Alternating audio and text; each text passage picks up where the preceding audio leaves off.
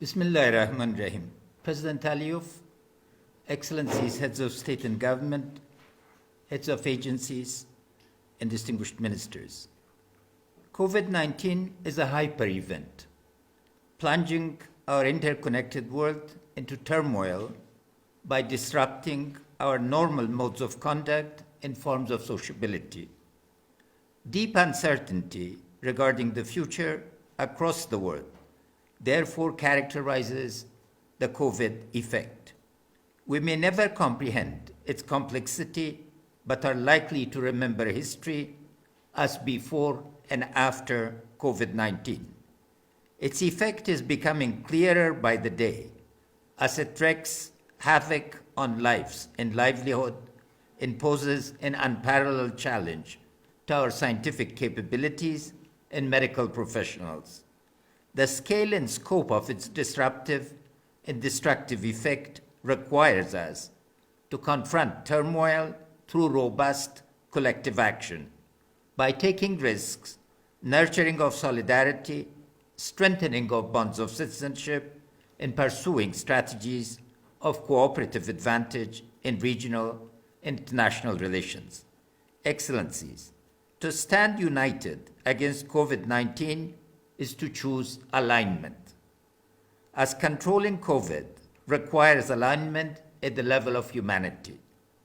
We stand united in sympathy and solidarity with victims of COVID-19 across the world. We offer deep appreciation for the medical professionals and their heroic efforts and support the efforts of the global scientific community to win the race against COVID-19 in developing a vaccine. Our calling as public servants and our duty as heads of state and government make it imperative to think beyond the pain of the moment and to create the necessary alignments at the local, national, regional, and global levels to meet the expectations of our fellow human beings and fellow citizens for providing relief, recovery, and ushering of normalcy. To honor the spirit of non-alignment is to align the multilateral and national forms of cooperation in solidarity against COVID-19, and to restore and to resolve to prevent the collective gains of the movement against poverty, hunger, deprivation, inequality, and instability. The specter of COVID-19 is haunting the humanity. We need aligned actions and game-shaping strategies to marshal the true sense of urgency to overcome it. In Afghanistan, to lead and manage the response, we identified 5 phases: acknowledgement, diffusion, adversity, relief, and recovery. Following the premise that the duration of each phase, the scale and scope of its impact, and the response of the people will be uncertain. Intensive consultations enabled us to map our societal vulnerabilities and chart the expectations of our fellow citizens from their government.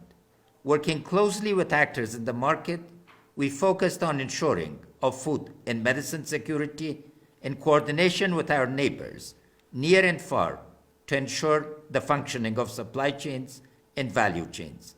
Using technology to engage public servants and elected officials across all levels of government enabled us to understand the expectations of our people to reallocate and reprogram resources to focus on public awareness,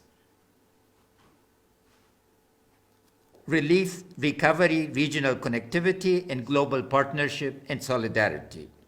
As listing all the countries, organizations, and individuals that have helped us will require a long time, let me express gratitude for the assistance rendered to us in this global and regional hour of need.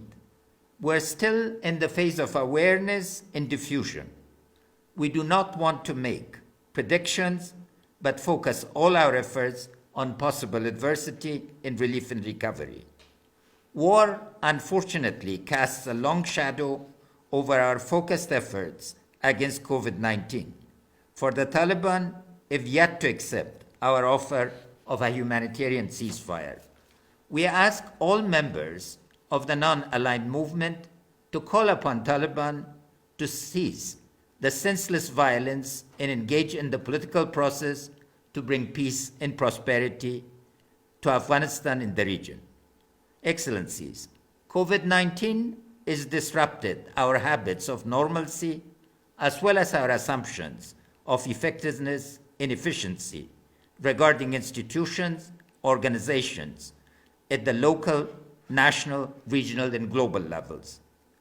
As the COVID-19 is as disruptive as World War II, overcoming its effect is going to require a true sense of urgency to re-examine the capacity, capability, and suitability of international institutions and regional organizations designed to meet the challenge of the mid-20th century and the subsequent decades of polarization. We, the Afghan people, who have suffered for 40 years from the games of polarization and proxy conflict, would like to transform our country into a platform for regional and global cooperation. Please join us in this noble quest. Let me conclude by thanking President Aliyev for bringing us together and Prime Minister Modi for hosting the SAARC VTC earlier on COVID. We need these exchanges and forums to unite against COVID and plan a better world. Thank you.